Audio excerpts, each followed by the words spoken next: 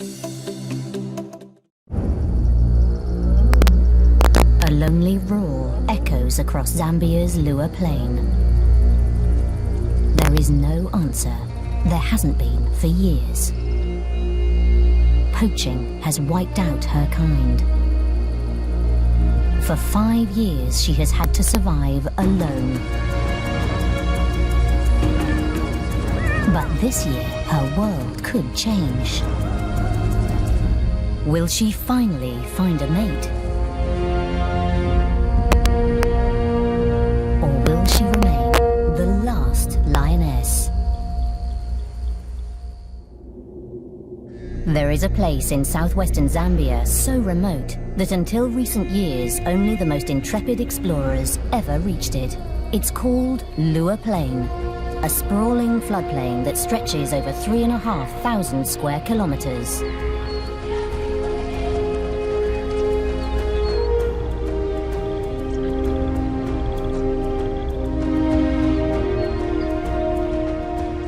In the heart of this isolated wilderness lives one lonely lioness. She is known as Lady Lua, and she's in her prime.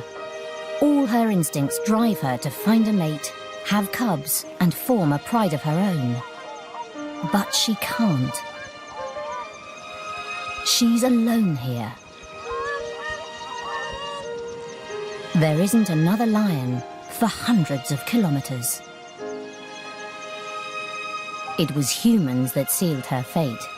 For though few outsiders make it to Lua Plain, some of those that have changed it forever.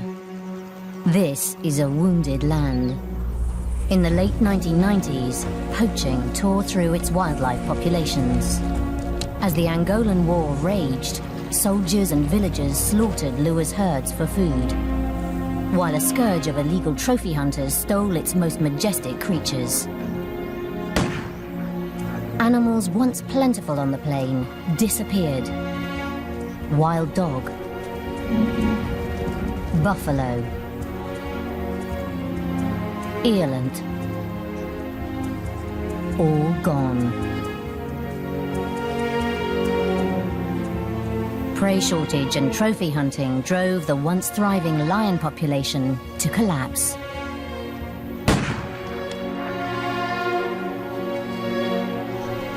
Today, the last of Lua's lions stare out of glass eyes as they decorate the homes of trophy hunters worldwide.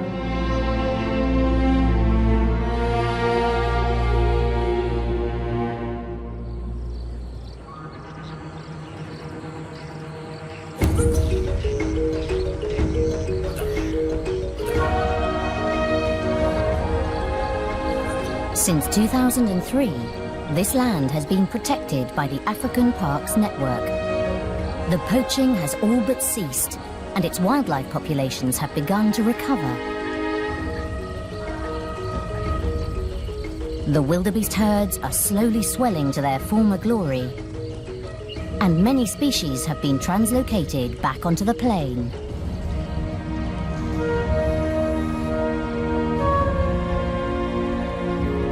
But of the lions, only one remains.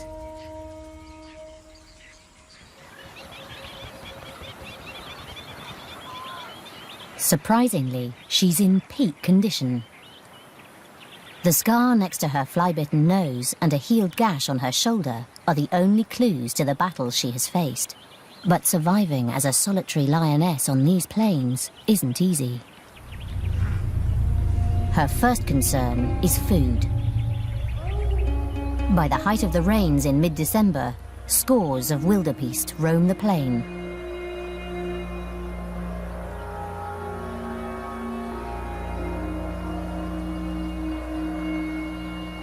In the dense grasslands, Lady is all but invisible.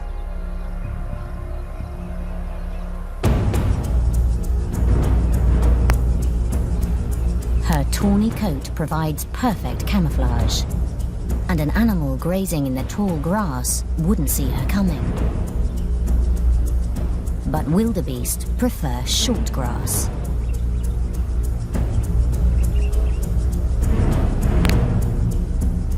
They keep to the open plain, where hopeful predators have nowhere to hide. Usually, lions hunt in teams that can surround prey and drive it into an ambush. Lady has no such advantage.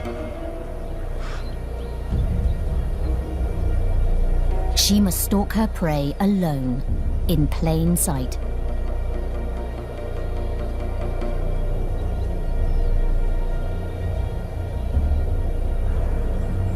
She must choose her target well, an animal on the outskirts of the herd that has let its vigilance slip.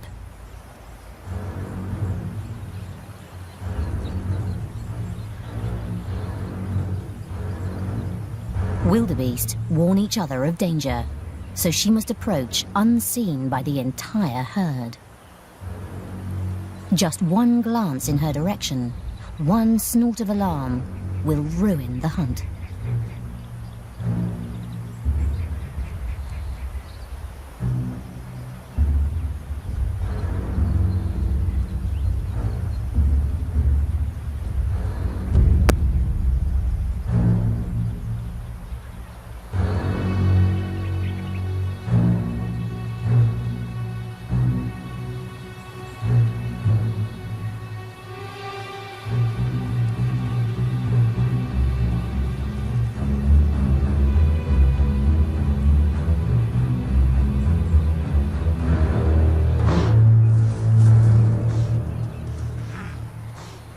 Just like that, the hunt is over.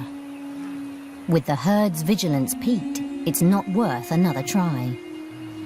Without the support of a pride, Lady Lure must succeed the first time, or go hungry.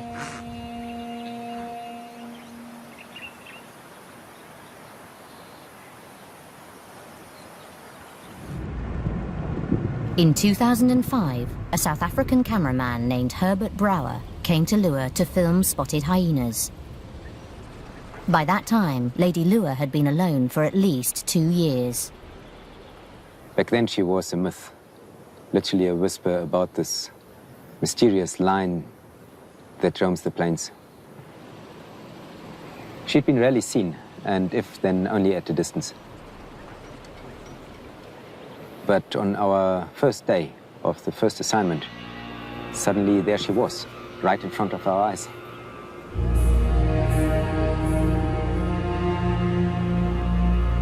Herbert is one of the very first outsiders to see her and confirm that she is alive and healthy. It's early November, the start of the wet season, and a fearsome storm approaches.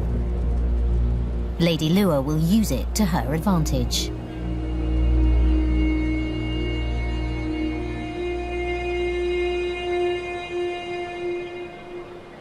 As Herbert watches, the hunt begins.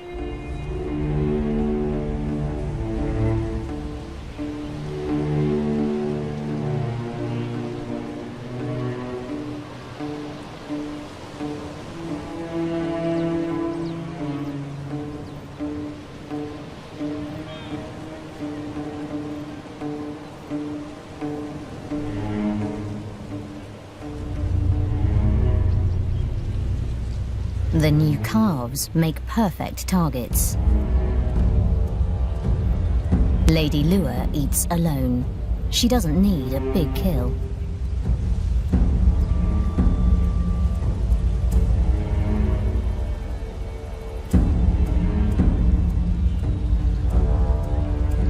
A calf will keep her going for almost a week.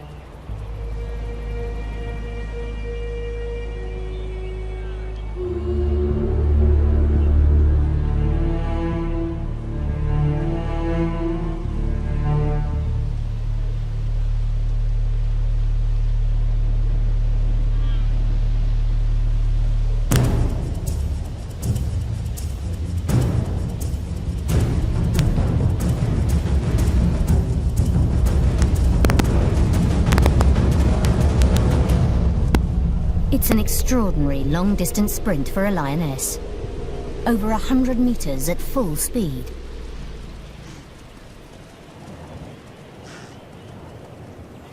I was amazed not only how fast, but also how far she ran. But that night I also came to realize that hunting is certainly not the only challenge she faces here on the plain.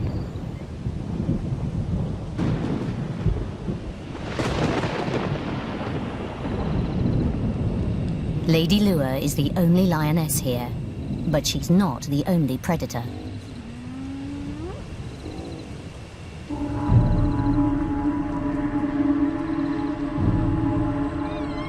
Spotted hyenas are prolific in Lua, an ever-present threat once night has fallen.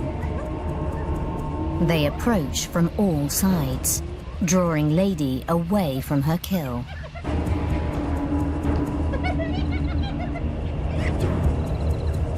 It's a cunning diversion and an easy steal.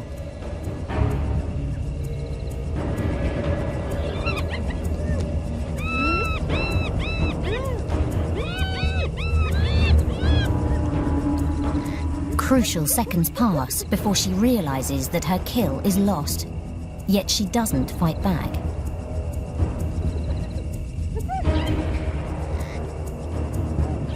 Her small, half-eaten carcass is not worth a fight with half a dozen hyenas.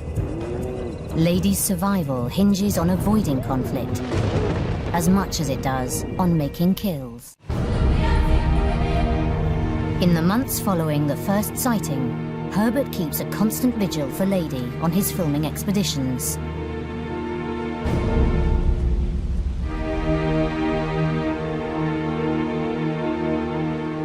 At first, we only saw her at a distance. But after a few weeks, she became more comfortable with us.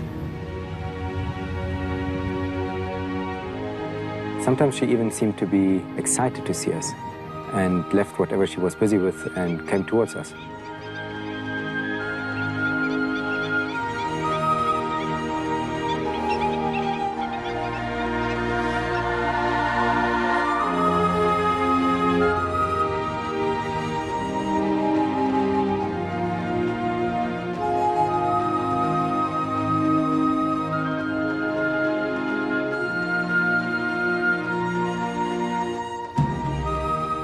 I think we were the first animals in years that she approached that were not running away.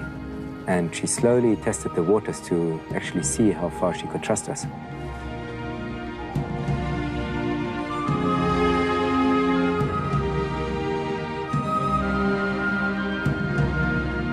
One day, on Herbert's third assignment in Lua, Lady does something unexpected. She came towards our vehicle, and when she was really close, just a few meters away, she rolled over, almost as if she wanted to show that she trusted us.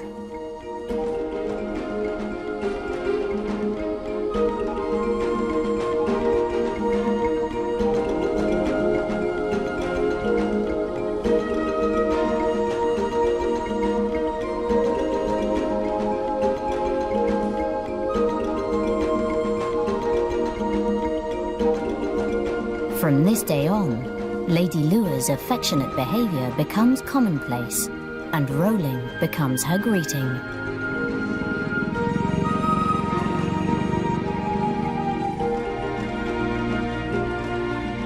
We knew she recognized us and that she somehow started bonding with us. Otherwise, she would not come and do it so often.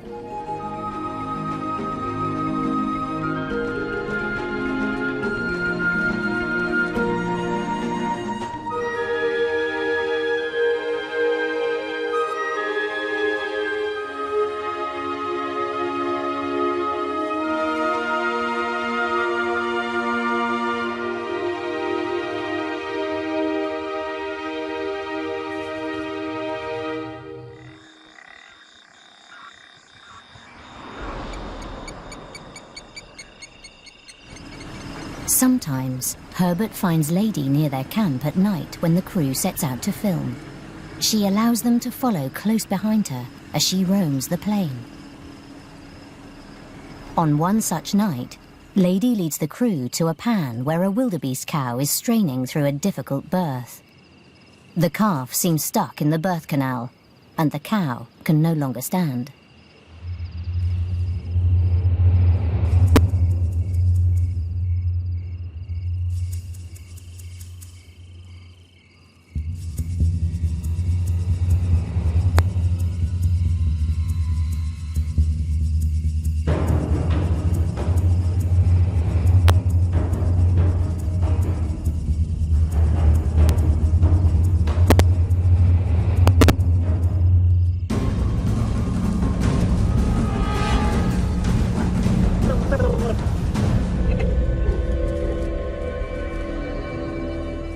It's over in seconds, an almost merciful end for the struggling mother.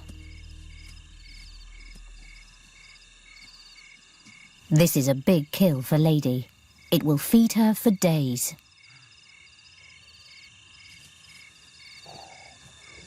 The cow is silenced quickly, but its bleating during the birth may have been heard. Lady tries to drag the heavy pregnant carcass into the cover of taller grass. But it's too late. She's been discovered.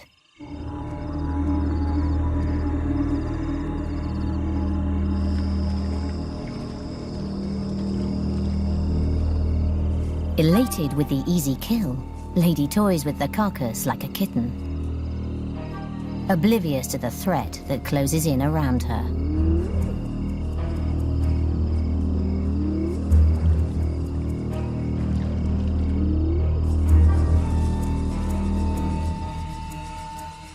By the time she hears them, she is surrounded.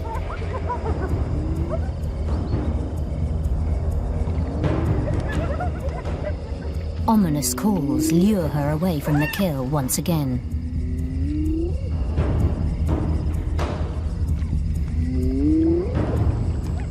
As she wades out to meet the challenge, the hyenas seize their opportunity. Coming in from all sides, the thieving horde makes off with the carcass and tears it apart in true hyena style. But Lady will not be defeated so easily.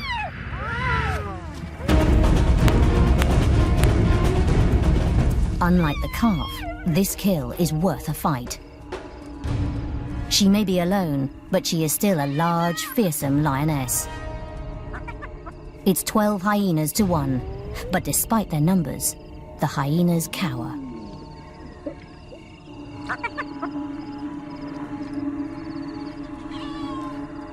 She eats alone on the carcass, as a dozen hungry eyes watch and wait in the shadows.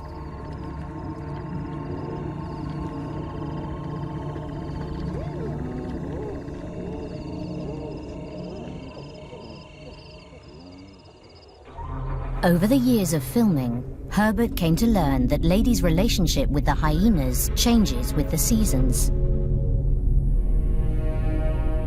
By August, the grasslands are tinder dry and the pans parched and cracked. All life strains against the drought.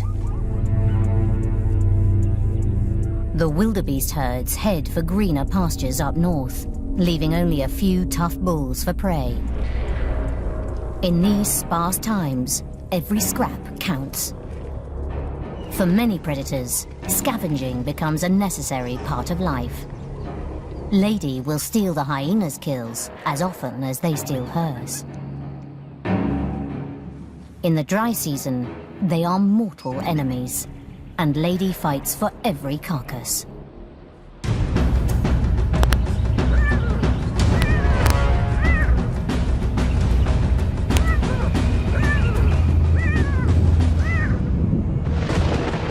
But when the rains come in November, everything changes. Weeks of unrelenting downpours drench the landscape. Lured by the lush new vegetation, the wildebeest herds flood back onto the plains in a migration second only to the Serengeti.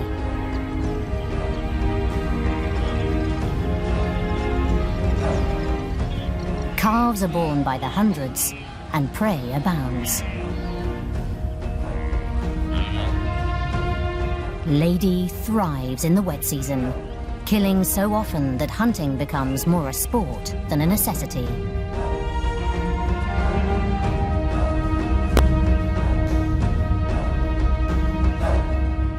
With so much prey, tensions between her and the hyenas diminish. Sometimes she'll calmly abandon a fresh kill, preferring to roll around Herbert's vehicle as her prize is pilfered. With so much to go around, it's hardly worth a fight.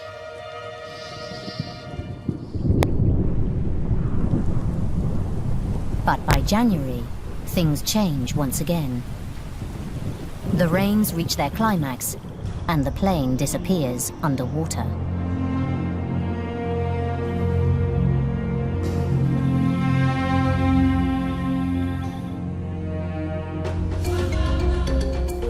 Lure becomes largely inaccessible, and how Lady hunts in the flood is a mystery. Yet season after season, the lonely lioness overcomes the odds stacked against her. With each year of filming here on the plains, I understood her behavior better and better. And I realized she's not only surviving, she's thriving. That there was one thing, though, she could not overcome, and that was her loneliness, her isolation. But it took me 3 years to understand how lonely she really was. After a night of filming, Herbert and his crew return to camp. They are not alone.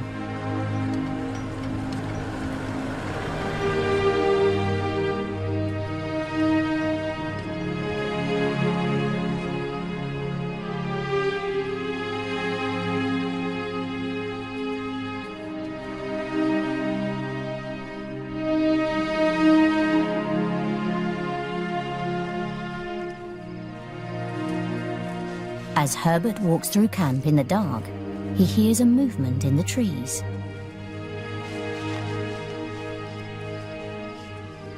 I heard something, and then I looked and I saw something in the dark, and it was her. But I was not afraid.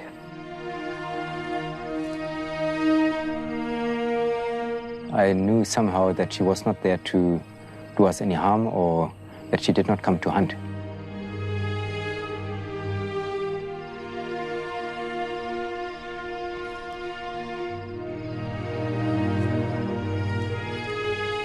That night, somehow, a bond was forged between us.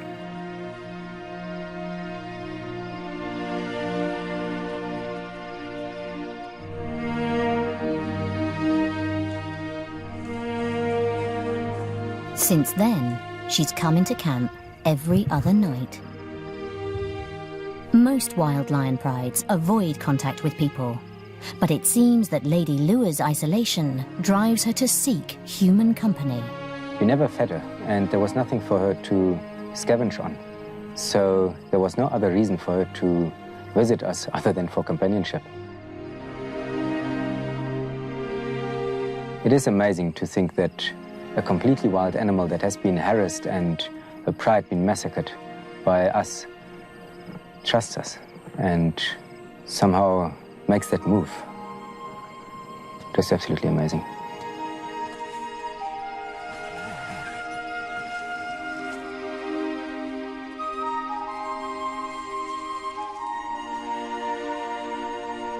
Sometimes she would lie next to the tent.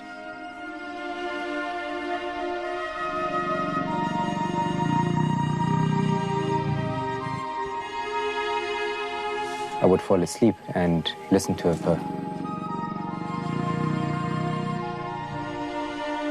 And the next morning, I would wake up and she was still there.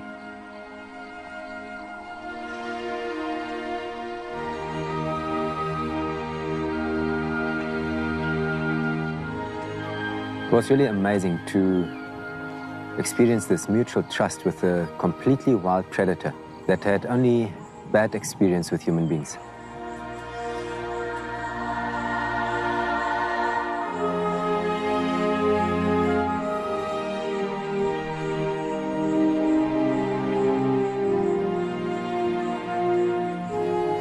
She's obviously following me because she's looking for company. She's alone.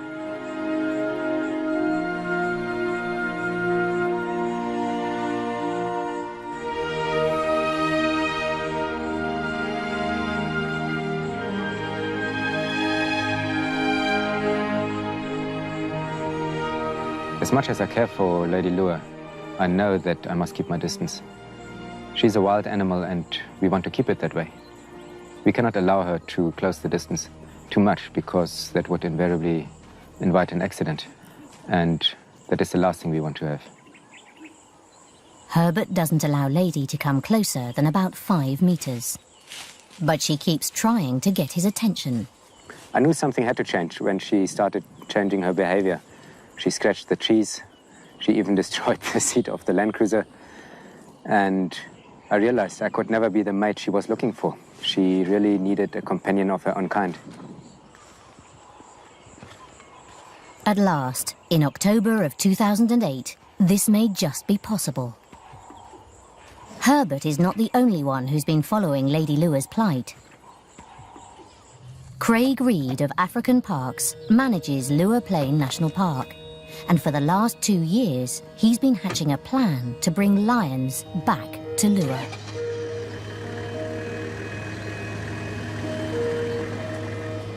One of the primary objectives of African Parks managing national parks in Africa is to rehabilitate the natural processes which have always taken place in the parks. Lions have always been a very important part of the processes here, and for that reason we felt it was very important to bring them back. I think Lady Lua has become a special character, and it's going to be fantastic for her to relinquish that character status and just become a normal lion again. For me, that's what's most important about this whole process. Before a male can be brought in, Lady Lua must be collared so that the African Parks team can find her if anything goes wrong during the translocation.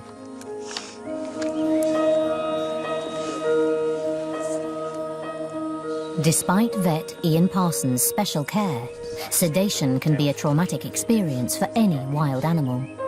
But will it be enough to shake her newfound faith in humans?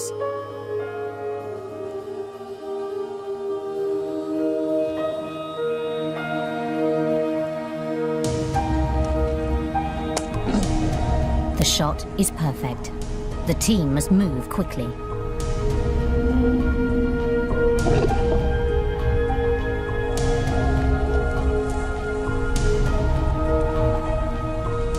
This was the first time I touched her, and I must say she has got an incredible presence. But I keep wondering how she will react to the whole process. I really hope that she does not go back into hiding after all this.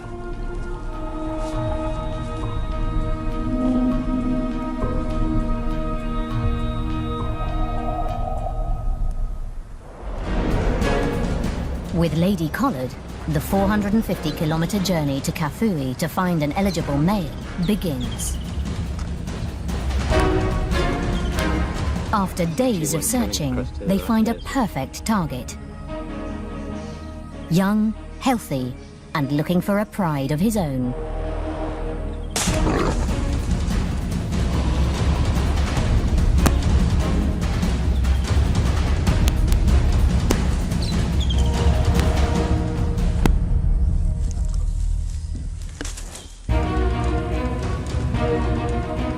The team are elated, but getting the male to Lua won't be easy.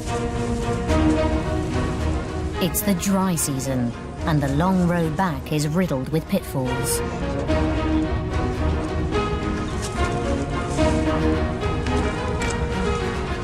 Yeah, great. We've got the line. Now it's 8 hours, 10 hours to Lua. Hopefully everything's going well on the pontoon. And then new life, new pride.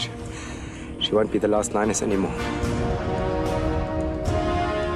The roads are rough, the temperature's searing, and the lion must be sedated many times before finally reaching the enclosure in Lua.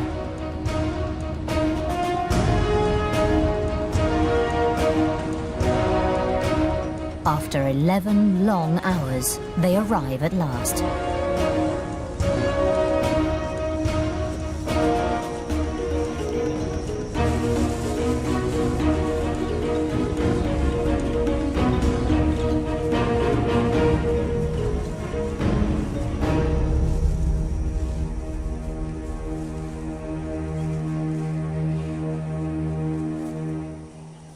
There's nothing left to do but make the lion comfortable, leave him a good meal, and wait for him to wake up.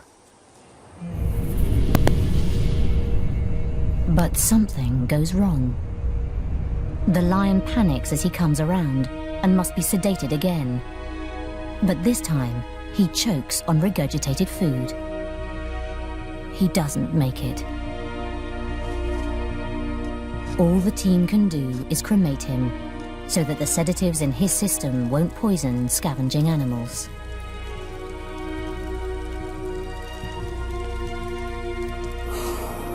This is very disappointing. This is my line was going to be the beginning of a new pride for the lady. All gone. I don't even know whether she's accepted that collar and how she will react to us humans, to me.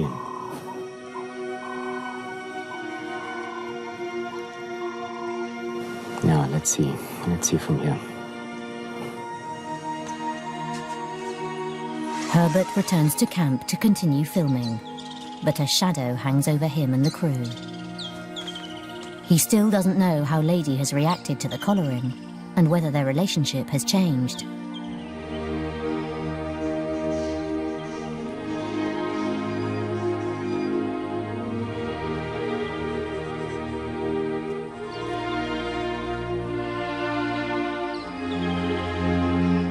She is waiting for him, as trusting as ever.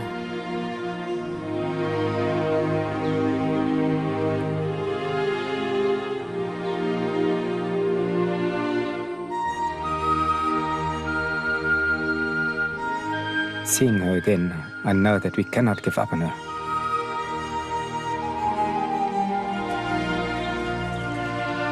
African Parks is already planning a second translocation, learning from the first failed attempt. This time, they wait almost 8 months for the end of the rains, when much of the region remains underwater. On the 11th of May 2009, the team returned to Kafue. As the sun sets, audio recordings of lionesses roar out over the valley, luring hopeful young male lions into the area with the irresistible promise of mates. I've got 2 lions coming towards us. Okay, we heard them calling. 2 males, confirmed. This time, the team look for a coalition.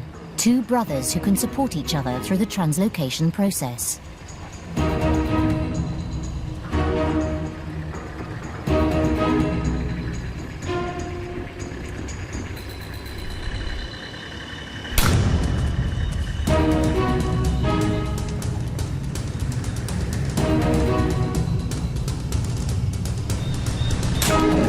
Somebody caused a drop of blood pressure, but she's breathing beautifully. Heart rate's normal. Okay, yeah, that's no problem. We'll keep an eye out on this, huh?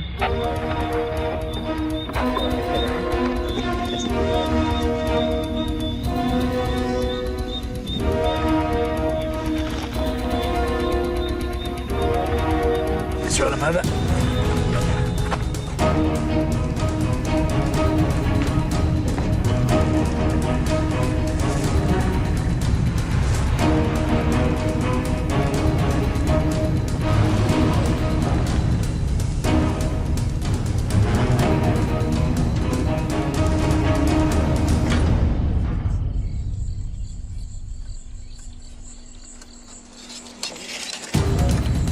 At dawn, the journey to Lua begins.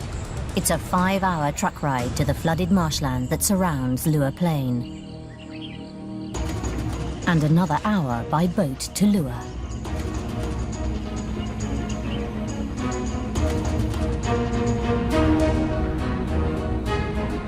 Crossing the marshes halves the journey. The team need to move fast. Dr. Parsons wants to administer as little sedative to these lions as possible, and this dose will wear off by the hour. There's another advantage to the wet season. Lions have a strong homing instinct, but the high water should keep them locked in Lua for long enough to settle into a new territory.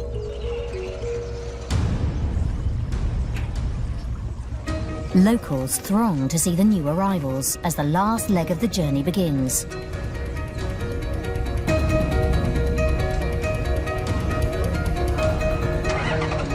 An hour-long race across Lua Plain to the enclosure.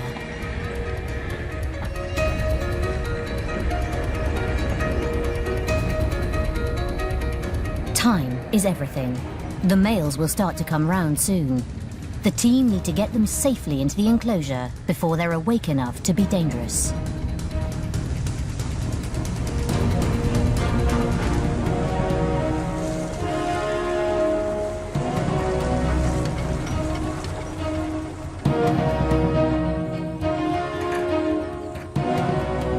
Before the lions are released, one male needs to be collared so that the coalition's movements can be followed and apprehended if they make a break for home.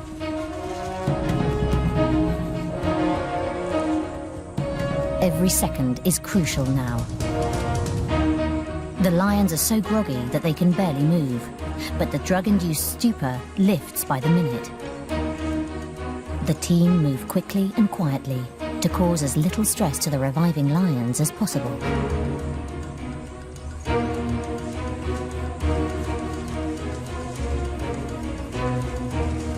They'll stay in this enclosure, known as a boma, for about 2 weeks, to prevent them from harming Lady or trying to escape back to Kafui as they acclimatise to their new environment. For Dr. Ian Parsons, the translocation so far is a success. Okay, the lions have arrived. They're here now and lying peacefully, waking up slowly, surfacing from the anesthetic. And we hope that that'll continue. It'll take about another half an hour to an hour for them to be fully awake. And all being well, they'll have an uneventful recovery. The team wait out the last hours at a distance to make sure that the males wake up without complications.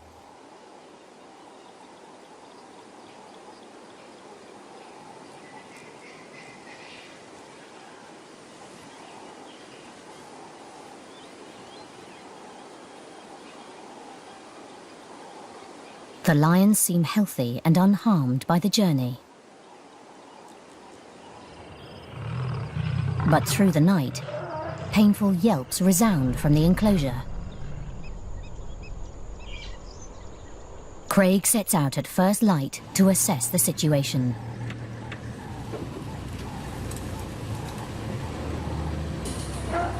The lions are challenging the electric fence.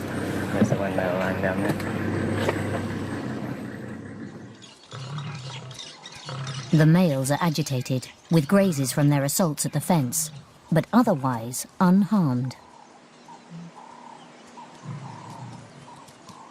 As hoped, they seem to be keeping each other calm. But their cries have alerted more than just Craig. They can smell her before they can see her. Lady Lua. For the first time in over 5 years, she's heard the cries of her own kind, and she's come to investigate.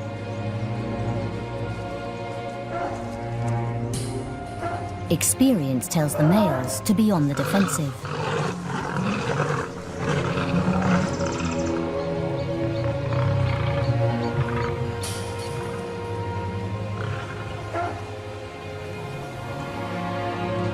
Lady is uncertain of the newcomers.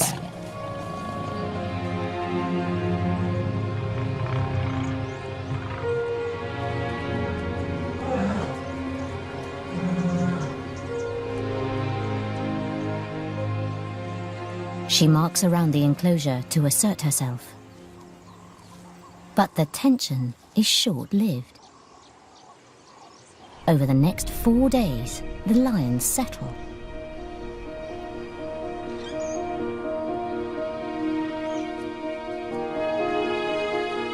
Lady stays near them day and night, leaving only to hunt.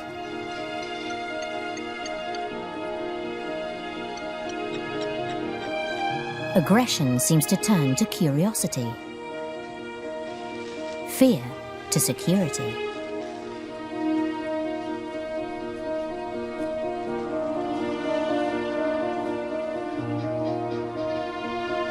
They are beginning to accept each other.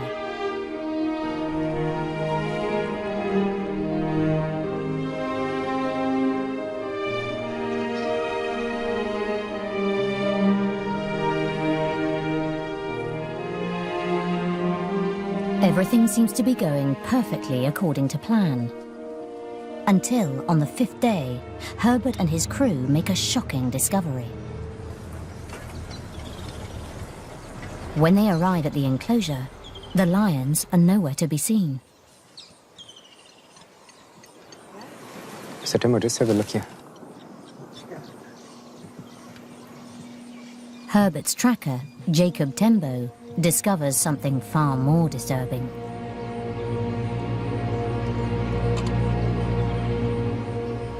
There's a hole in the fence. The guys must have gotten out there. The boys are out. Let's go. Let's go. Let's get out of here and let's have a look. Let's just go around and see whether we can maybe telemetry them or find them.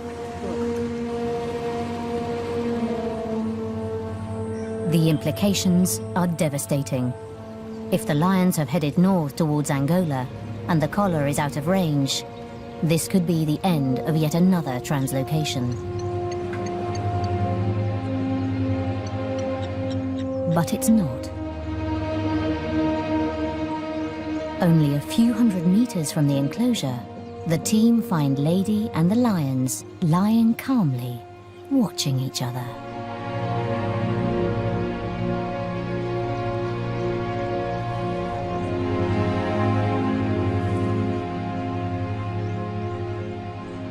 Lady begins to roll.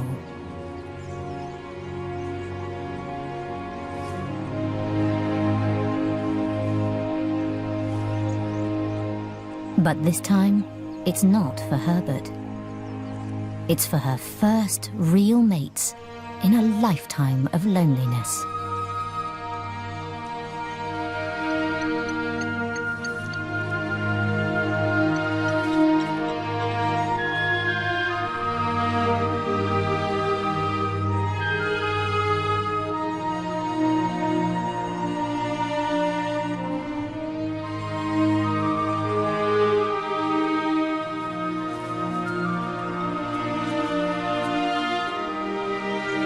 Whether the males will accept Lady Lua, mate with her, and form a new pride.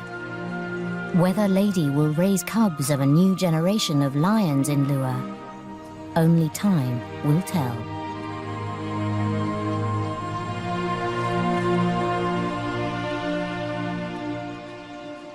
But for now at least, her call will not go unanswered. She is no longer the last lioness.